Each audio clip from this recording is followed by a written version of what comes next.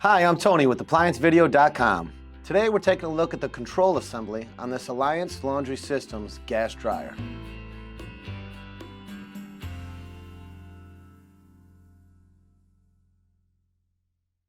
Stop. Before beginning any repair, remember to disconnect the power from the appliance.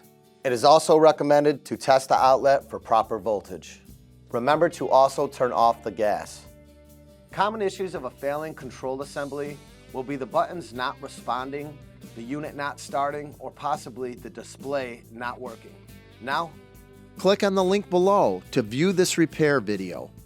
ApplianceVideo.com guides you step by step, giving you the confidence to avoid recalls and callbacks, also saving time on repairs.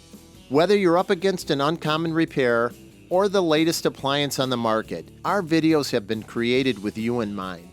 Our growing library of videos have been produced using our factory-certified technicians who have extensive infield experience over the past 30 years.